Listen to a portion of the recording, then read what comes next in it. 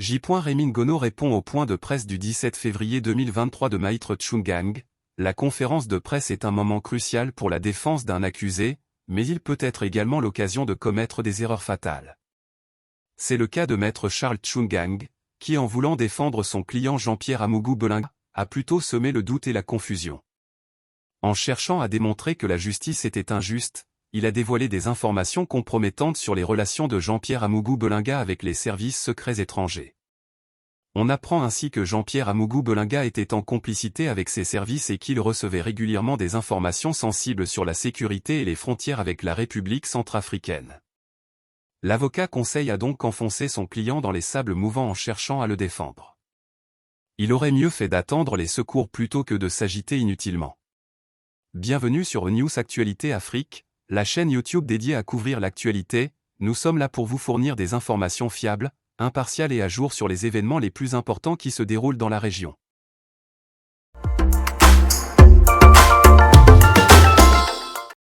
De l'actualité politique aux questions économiques, en passant par les développements sociaux et culturels, restez avec nous pour être informés et comprendre les enjeux clés qui façonnent la région.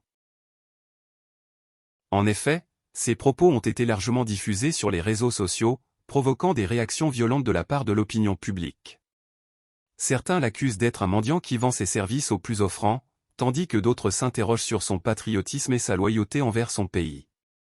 Jean-Pierre Amougou Belinga se retrouve ainsi accusé d'intelligence avec une nation étrangère et de trafic d'armes, ce qui compromet sérieusement sa défense. Sa double nationalité et ses relations suspectes avec les autorités camerounaises ne jouent pas en sa faveur. De plus, il est impliqué dans une affaire de kidnapping et de prise d'otages, ce qui ne plaide pas non plus en sa faveur. La conférence de presse aurait dû être l'occasion pour Jean-Pierre Amougou Belinga de rétablir la vérité sur les accusations qui pèsent contre lui. Au lieu de cela, il se retrouve en mauvaise posture, piégé par les révélations de son avocat. Sa défense s'annonce donc difficile, voire impossible, dans un contexte où l'opinion publique est de plus en plus hostile à son égard.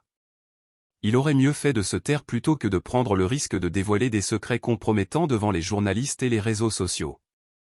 La vérité finit toujours par sortir, mais elle peut parfois causer plus de tort que de bien. D'après les journalistes présents lors de la conférence de presse de l'avocat conseil, les déclarations du célèbre avocat ont suscité un grand étonnement et une certaine confusion. En essayant de défendre son client Jean-Pierre Amougou Belinga, accusé de complicité avec des services secrets étrangers, Maître Charles Tchungang a plutôt semé le doute sur la véritable nature de ses relations avec les autorités camerounaises. En effet, en affirmant que Jean-Pierre Amougou Belinga avait été en relation avec des services secrets étrangers pour des questions de sécurité nationale, Maître Charles Tchungang a soulevé des interrogations sur l'implication du gouvernement camerounais dans cette affaire. Certains se sont demandé si le gouvernement avait eu connaissance des activités de Jean-Pierre Amougou Belinga et s'il avait lui-même utilisé les services de renseignement étrangers pour surveiller les frontières du pays. De plus, les affirmations de Maître Charles Tchungang ont également mis en lumière la complexité de la politique internationale et de la diplomatie.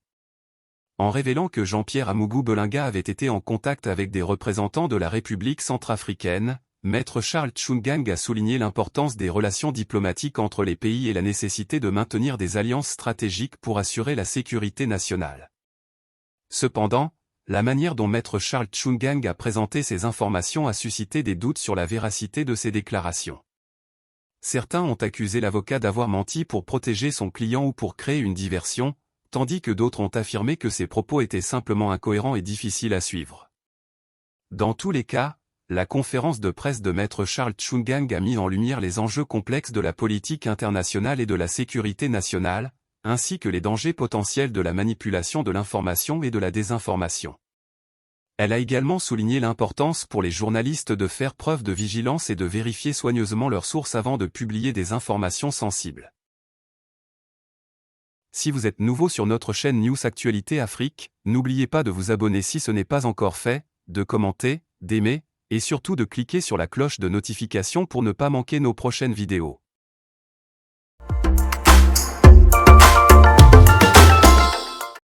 Écoutons la vidéo originale, écoutons jusqu'à la fin s'il vous plaît. 7 février 2023. Dans la nuit du 7 février 2023, une première confrontation avec le lieutenant-colonel Ndawe, Justin, au cours de laquelle il a été demandé à M. Jean-Pierre Amougou-Bellinga s'il maintenait sa première déclaration sur laquelle il connaissait bien le colonel Ndawe. Il a répondu par l'affirmative en indiquant notamment que ce dernier venait souvent le voir pour le dépannage et lui filait souvent des informations sur les activités sécuritaires frontalières avec la Centrafrique et la Guinée équatoriale. Au lieutenant-colonel Ndawe, la commission a posé la question suivante. Dans votre précédente audition, vous avez déclaré ne pas connaître M. Jean-Pierre Amougou-Bellinga. Maintenez-vous cette position? Ce dernier s'est rétracté en indiquant qu'effectivement il connaissait M. Amougou-Bellinga et dans les conditions et circonstances qu'il a indiquées précédemment. Pendant la conférence de presse, la bouche de Maître Tchongang a fait un rôle de glissement. Parce que le mensonge a toujours de courtes jambes et que la vérité finit toujours par sortir, même quand on est en train de délirer. Devant des journalistes, et pour une conférence de presse qui était retransmise à travers des réseaux sociaux, Maître Tchongang a fait une terrible révélation. Voulant défendre son client, il l'a plutôt enfoncé dans des sables mouvants. Claudie Sierra avait raison. Quand vous êtes dans une situation dans les sables mouvants, mieux vaut ne pas vous agiter, sinon vous allez vous enfoncer. Attendez plutôt les secours. Ils n'ont pas compris cette leçon. En voulant brandir l'agitation et aussi voulant montrer plutôt que c'est la justice qui était devenue injuste et que Jean-Pierre Amougou-Bellinga ne se reprochait de rien, ou plutôt était un fervent défenseur de la patrie et du régime en place, Maître Tchongang a fini par nous révéler plutôt que Jean-Pierre Amougou-Bellinga était en odeur de sainteté avec des services secrets étrangers. En d'autres termes, Jean-Pierre Amougou-Bellinga vendait les secrets d'État à l'étranger.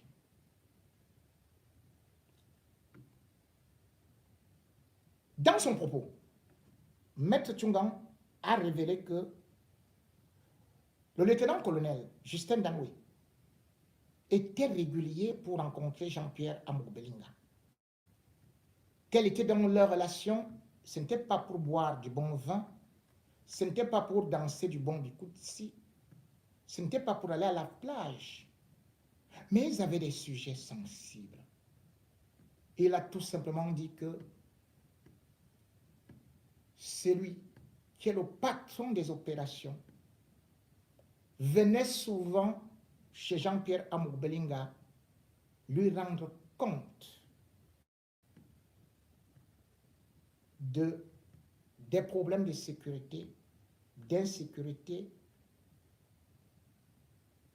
au niveau des frontières avec la République centrafricaine.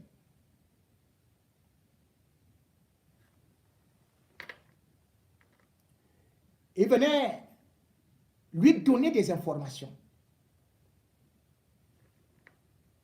Cela s'appelle tout simplement un recel d'informations, de secrets d'État ou alors intelligence avec une nation étrangère.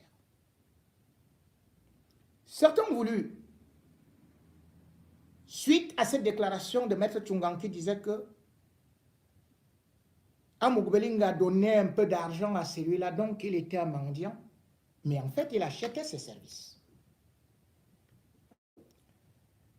Jusqu'à présent, nous savons que dans chaque État, les services d'intelligence ne rendent compte qu'au chef d'État, sous le sceau de secret défense. C'est-à-dire que lorsque M. Paul Biya signe un décret, ce décret nommant le patron de la DGRE, Ekweko, c'est le même décret également que Paul Biya prend pour nommer le directeur des opérations.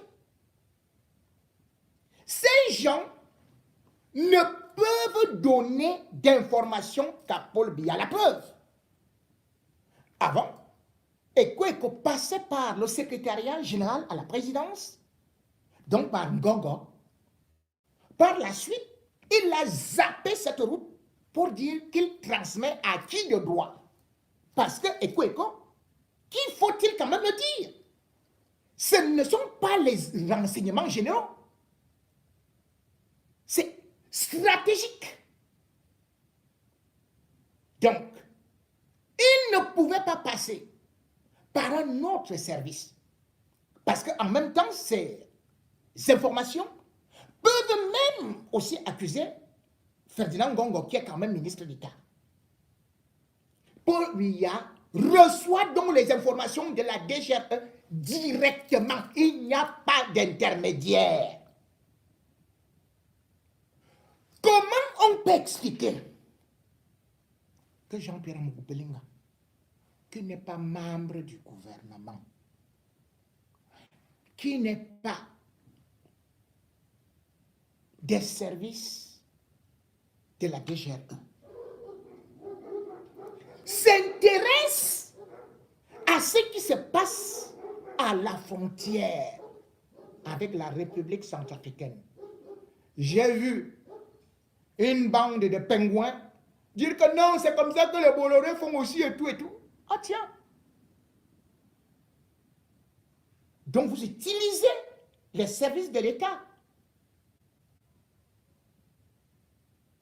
pour des informations, encore que Jean-Pierre Amougou Belinga a un passeport centrafricain, diplomatique. Jean-Pierre Amougou Belinga est conseiller de Touadéra. Le Cameroun refuse la double nationalité. Ce qui signifie que Jean-Pierre Amougou Belinga, conseiller de Touadéra, est centrafricain et utilise les services d'intelligence du Cameroun, de l'État du Cameroun. Les mêmes informations que Biya a, Amougou Belinga ça, et transmet à Touadéra.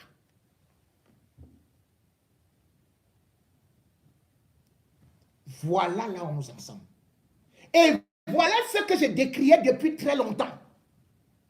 Que Jean-Pierre Amougou Belinga préparait bel et bien un coup d'État avec Touadéra et des mercenaires russes. Certains ne m'ont pas cru. Mais aujourd'hui, à peine Jean-Pierre Amougou Belinga avait été arrêté, que vous avez vu Touadéra venir immédiatement à Douala. Pourquoi? Parce qu'avec l'argent du Cameroun, j'ai dit, Jean-Pierre Amougou Belinga payait les mercenaires de la République centrafricaine. Les mercenaires russes. Parce que le FMI ne donnait plus de l'argent, parce que la Banque mondiale ne donnait plus. C'est donc l'argent du Cameroun qui allait là-bas. Mieux, Jean-Pierre Amougou Belinga et Kweko Maxime, dont on dit que lui n'a rien à voir, il doit être libéré. Vraiment, il n'a rien. Oh, c'est la première fois que j'entends ça. Un chef de renseignement, on dit que non, les voitures là, ils n'étaient même pas au courant. Ces éléments, ils sont partis ou du nord et du sud-ouest et de tous les endroits du pays. Ils ont fait 7 jours à Yaoundé. Lui n'était pas au courant. Ils ont fait ceci, il n'était pas au courant. Les caméras étaient éteintes, il n'était pas au courant. Wow! Mais cependant, écho, savait qu'il y a le trafic d'armes entre la République centrafricaine et le Cameroun, et que Jean-Pierre Amougou Belinga y est impliqué avec le réseau. Et il faut savoir que nous sommes en juin 2022. Une réunion de haut cadre de sécurité de la République centrafricaine et du Cameroun va se tenir en Gaoundéré. Non seulement il y aura un général centrafricain qui va conduire cette délégation côté centrafricain, mais également il y aura côté camerounais le gouverneur de la Damawa. Parce qu'on se rend compte qu'il y a non seulement ce qu'on appelle les enlèvements, dont les prises d'otages, avec kidnapping, mais qu'il y a un trafic d'armes à ces endroits-là, les endroits que Jean-Pierre Amougou Belinga contrôle, où il demande à Danoué des informations. Pendant cette réunion, justement, au nom du président Paul Biya, les autorités camerounaises vont dire qu'ils ne comprennent pas d'où sortent ces armes. Mais on va se rendre compte que ces armes sont convoyées à partir du Cameroun dans le corridor entre le port de Douala et bien sûr Bangui.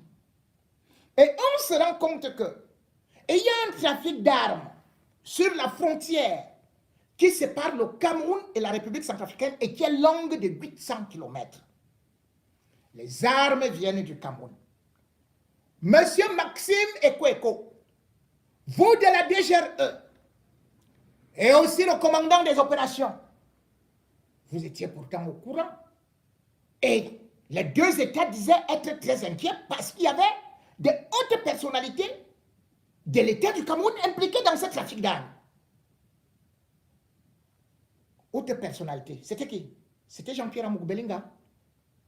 Et puis d'ailleurs, la MINUSCA avait voulu s'intéresser en disant qu'elle devait protéger ceux-là qui ravitaillaient Bangui avec des gros camions. Donc, les chauffeurs de camions, au nombre de 5000, d'ailleurs, avaient dû interrompre tout ravitaillement pendant des mois en disant qu'il y a une insécurité totale parce que il y a les fusils d'assaut qui sont parfois transportés et parfois des rebelles qui sont ravitaillés du côté camerounais. Ces rebelles appartiennent au groupe 3R. Beaucoup d'enquêtes ont démontré que ces armes, si jamais, parce que d'ailleurs, il y aura un assassinat atroce, celui-là aura lieu dans la nuit du 24 au 25 décembre 2022. 3 militaires seront assassinés par ces rebelles, par ces armes, je crois, comment est-ce qu'on les appelle, au AK-47. Et d'autres militaires seront blessés. On va aussi constater que les autorités camerounaises, ou bien les services de contrôle. En conclusion, la chaîne YouTube News Actualité Afrique s'est donnée pour modeste objectif d'être et de devenir une source d'informations précieuses et fiables pour ceux qui cherchent à comprendre les événements et les développements de l'actualité en Afrique. La chaîne a fourni des reportages en temps réel, des analyses approfondies et des commentaires pertinents sur les sujets les plus importants pour les pays africains.